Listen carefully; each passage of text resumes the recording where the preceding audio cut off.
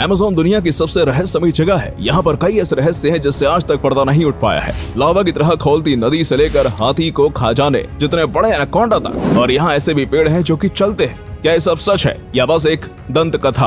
हम आपको यही बताने वाले हैं, तो चलिए 5 मिनट में आपको अमेज़न के जंगल का सैर कराते हैं। बस आप इस जंगल में गुम न हो जाइएगा। Number 6, boiling water. अगर आप कभी अमेज़न जंगल में जाते हैं और आपके सामने कोई नदी दिखती है तो तुरंत उसके पास मत चले जाना या फिर डायरेक्ट उसके अंदर कूद मत जाना, क्योंकि इसके बाद आप पानी के बाहर नहीं बल्कि सीधा इस धरती से बाहर निकलेंगे, यानी कि यमराज के पास। क्योंकि अमेज़न जंगल के अंदर कई ऐसी नदियां हैं जो कि उबलते पानी के साथ बहती है। इसके अंदर पानी का तापमान आमतौर पर 45 डिग्री सेल्सियस जितना होता है और दिन में कई वक्त ये तापमान बढ़कर 110 डिग्री सेल्सियस जितना भी पहुंच जाता है, यानी कि इतना ज्यादा है कि एक बार आप इसके अंदर जाएंगे तो कभी भी बाहर नहीं आ पाएंगे। ये सीधा आपके शरीर को 3rd डिग्री जला देगा। और उसके बाद क्या होगा ये बात तो आप जानते ही हैं। वैसे तो ये पानी इतना ज्यादा गर्म क्यों होता है, इसके बारे में रिसर्च चल रही है। कुछ लोगों का मानना है कि ये बिल्कुल किसी हॉट स्प्रिंग जैसा है, लेकिन किसी भी हॉट स्प्रिंग में इतना ज्यादा गर्म पानी नहीं आता। तो आखिर अमेज़न की नदी में ही इतना ज्यादा गर्म पानी क्यों आता है, ये तो पूरी तरीके से रिसर्च करने के बाद ही पता चलेगा। वैसे कई लोग इस नदी के बाजू में रखे पत्थरों के ऊपर अंडे भी भगा देते हैं। Number 5, green anaconda.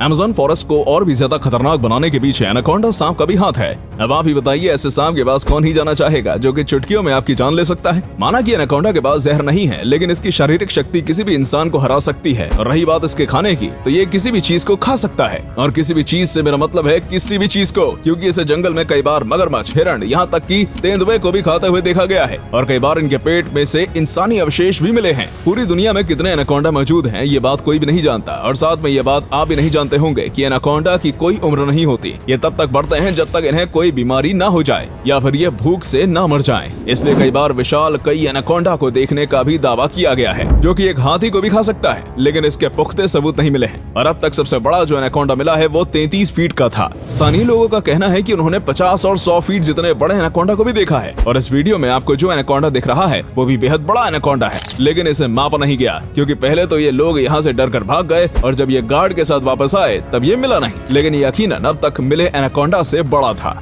Number 4, strange geoglyphs. अगर आप अमेज़न जंगल को ऊपर से देखेंगे तो आपको कई ऐसी चीजें दिखेंगी जिसे देखने के बाद आपको यकीन नहीं होगा। जैसे कि पूरे अमेज़न जंगल में कई ऐसे अजीबोगरीब पैटर्न्स बने हुए हैं जिन्हें बस ऊपर से ही देखा जा सकता है। इन पैटर्न्स को बनाने के लिए जमीन पर कई प्रकार की लाइनें की गई हैं। यहाँ तक कि कई जगह पर तो अजीबोगरीब शेप्स के पत्थर भी रखे गए हैं। अब इन सब चीजों को क्यों और कैसे बनाया गया था, ये सब आज तक रहस्य बना हुआ है। इसे बनाने के पीछे का सबसे पहला निशाना एलियंस को बनाया जाता है। कहा जाता है कि एलियंस ने ही किसी न किसी वजह से इसको बनाया होगा, क्योंकि दुनिया के कई कोनों में से ऐसी कई चीजें देखने को मिलती हैं, जैसे कि नाज़का लाइंस जो कि पेरू में है। और कुछ का मानना है कि इस तरीके से एलियंस आपस में बातें किया करते थे। और वैज्ञानिकों ने कहा है कि हो सकता है ये सब चीजें अमेज़न के जंगल में रहने वाले आदिवासियों ने बनाए हों। जैसा कि आज के वक्त में मनोरंजन के लिए कई सारी चीजें मौजूद हैं, लेकिन उस वक्त ऐसा कुछ नहीं हुआ करता था, इसलिए कहा जाता है कि ये सब उन्होंने अपने मनोरंजन के लिए किया होगा। लेकिन वहीं पर आखिर इन्होंने उन चीजों को बनाया कैसे, क्योंकि बिना किसी मॉडर्न टूल के इंसानों के लिए इसे बनाना इम्पॉसिबल है। नंबर 3, पोटू। अच्छा, अभी आपको कोई पक्षी दिख रहा है? शायद नहीं दिख रहा होगा,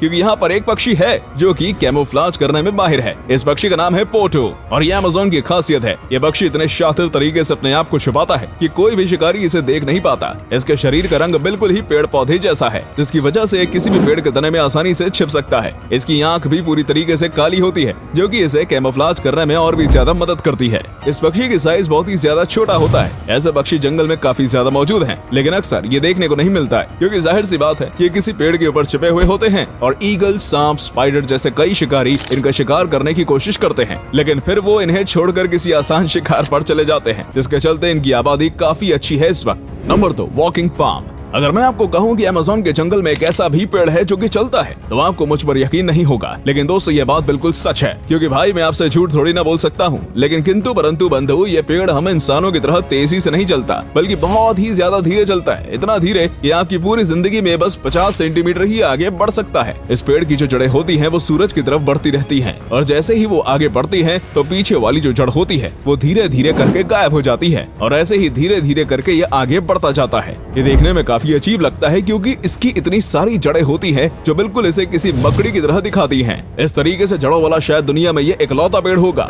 और ये पेड़ चल सकता है वो तो एक अलग ही कहानी है। Number 1, plastic eating fungus. दोस्तों हाल ही में येल यूनिवर्सिटी की एक प्रिया आनंद नाम की लड़की ने अमेज़न के जंगल में से एक ऐसा फंगस ढूंढा है जो कि अब इंसानों की सबसे बड़ी समस्या यानी कि प्लास्टिक को खत्म कर सकता है। जी हाँ, आपने बिल्कुल सही सुना। इस लड़की ने इस फंगस के करीब 60 सैंपल लिए थे और उसके ऊपर वो कई रिसर्च कर रही थी और इसी बीच पता चला कि ये जो फंगस है ये प्लास्टिक को खा सकता है और इसे डाइजेस्ट भी कर सकता है, यानी कि वो पूरी तरीके से प्लास्टिक को नष्ट कर सकता है। साथ ही में ये बहुत ही ज्यादा कम ऑक्सीजन की मात्रा में भी आराम से उग सकते हैं, इसलिए अगर ये पानी के अंदर भी उगाया जाएगा तो फिर ये आराम से पानी के अंदर भी रह पाएंगे और ऐसा करके पानी के अंदर के प्लास्टिक को और जमीन के प्लास्टिक को खत्म किया जा सकता है। लेकिन ये सब आगे की रिसर्च ही बताएगी।